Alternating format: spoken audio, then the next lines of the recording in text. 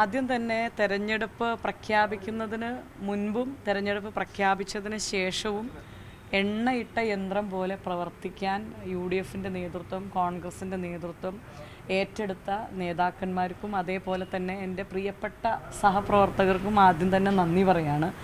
അതേപോലെ തന്നെ ഇന്ന് കാലത്ത് മുതൽ വൈകുന്നേരം അപ്പോൾ ഈ നിങ്ങളുടെ അടുത്ത് എത്തുന്നതിന് തൊട്ട് മുൻപ് വരെ വളരെ കാരണം സ്ലോയിൽ പോയ പല ബൂത്തുകളിലും ലൈനിൽ ഒരുപാട് നേരം ഒത്തിരി അമ്മമാരും ഉമ്മമാരും ഒക്കെ നിൽക്കുന്ന സാഹചര്യം ഉണ്ടായിട്ടുണ്ട്.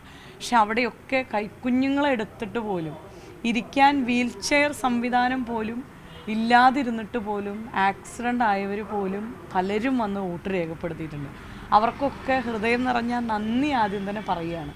പിന്നെ മറ്റൊരു കാര്യമുള്ളത്, ചേലക്കരക്കാരുടെ ഒരു വലിയ സ്നേഹം അനുഭവിച്ചുകൊണ്ടാണ് ഈ തെരഞ്ഞെടുപ്പിലുടനീളം പോയത്. കാരണം ഞാൻ വന്ന നാൾ മുതൽ ഒരു മകളായിട്ടും ഒരു സഹോദരിയായിട്ടും ഒക്കെ കണ്ട ചേലക്കരക്കാർ ഈ പ്രചരണത്തിലുടനീളം അവർ വഴികളിലൊക്കെ റോഡരികിലാണെങ്കിലും വീട്ടിൻ്റെ ഗേറ്റ് പടിക്കലാണെങ്കിലും ഒക്കെ വന്ന് കൈതരുകയും വെള്ളമാണെങ്കിലും മധുര പലഹാരങ്ങളാണെങ്കിലും ഭക്ഷണങ്ങളാണെങ്കിലും ഒക്കെ വഴിയിൽ കൊണ്ടുവന്ന് ഈ തെരഞ്ഞെടുപ്പിലുടനീളം നിന്ന ആളുകളുണ്ട്.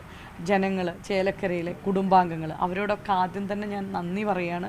ഇപ്പോഴും സഹപ്രവർത്തകർ, കാരണം ഇത് കഴിഞ്ഞതിന് ശേഷം അതിൻ്റെ കണക്കെടുപ്പും ഒക്കെ ആയിട്ട് അവരിപ്പോഴും തുടരുകയാണ്. അപ്പം അങ്ങനെ നിൽക്കുന്ന പ്രിയപ്പെട്ട സഹപ്രവർത്തകരുടെയൊക്കെ ഒരു വലിയ കഠിനാധ്വാനമാണ് ഇപ്പോൾ ഈ കഴിഞ്ഞ ദിവസങ്ങളിൽ ഒക്കെ ഉണ്ടായതിൻ്റെ ഒരു പൂർത്തീകരണത്തിലേക്ക് എത്തിയിരിക്കുകയാണ്. ചേലക്കരക്കാർ കൈവിടില്ല, കാരണം അത്രയധികം അവർ സ്നേഹം തന്നിട്ടുണ്ട്, കൂടപ്പിറപ്പായിട്ട് കണ്ടിട്ടുണ്ട്, അവർ ചേർത്ത് നിർത്തും എന്നുള്ളത് തന്നെയാണ് ഈ ഒരു സന്ധ്യാസമയത്തും നിങ്ങളോട് പങ്കുവയ്ക്കാനുള്ളത്. ഈ പാർലമെന്റ് തെരഞ്ഞെടുപ്പിന്റെ അതേ വോട്ടിംഗ് ശതമാനത്തിലേക്കാണ് എത്തിയിരിക്കുന്നത്. അപ്പോൾ അത് എങ്ങനെയാണ് കണക്കൂട്ടൽ?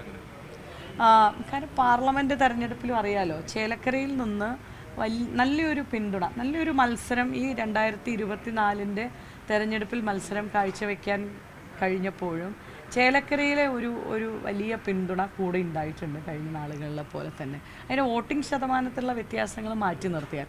പക്ഷെ ഒരു കാര്യം വീണ്ടും എടുത്തു പറയാൻ ആഗ്രഹിക്കുകയാണ്, ഇത്തവണ ചേലക്കരക്കാർ ചേർത്ത് നിർത്തും. അതിനകത്ത് ഒരു തീരെ അതിനകത്ത് സംശയിക്കേണ്ടതില്ല എന്നുള്ളത് തന്നെയാണ് ഈ സമയവും പറയാനുള്ളത്. അല്ല, കാരണം ഓരോ സാഹചര്യങ്ങളാണല്ലോ. ഇപ്പം എല്ലാ ആളുകളും പരമാവധിയാണ്. അപ്പോൾ എനിക്ക് തോന്നുന്നു വിദേശത്ത് നിന്ന് പോലും ആളുകൾ ഇന്ന് കാലത്ത് കൊച്ചി എയർപോർട്ടിൽ വന്നിറങ്ങിയിട്ട് അവിടെ നിന്ന് വാഹനം ആയിട്ട് വന്ന് വോട്ട് ചെയ്ത് തിരിച്ചു പോകാൻ വേണ്ടി തയ്യാറെടുത്ത ആളുകൾ, ഉച്ചയ്ക്ക് ട്രെയിനിന് ബാംഗ്ലൂരിൽ നിന്നൊക്കെ വന്നവർ തിരിച്ച് ട്രെയിനിന് പോകാൻ, അങ്ങനെയൊക്കെ പരമാവധി ചേലക്കരയിലെ ഒരു മാറ്റം ഉണ്ടാകണം, ചേലക്കര മാറണം എന്ന് ആഗ്രഹിക്കുന്ന ഒത്തിരി പേര് വന്നിട്ട് വോട്ടുകൾ രേഖപ്പെടുത്തിയിട്ടുണ്ട്. അതിൻ്റെയൊക്കെ സഹായങ്ങൾ ഉണ്ടായിട്ടുണ്ട്. അത് തന്നെയാണ് ഈ അവസരത്തിലും പറയാനുള്ളത്.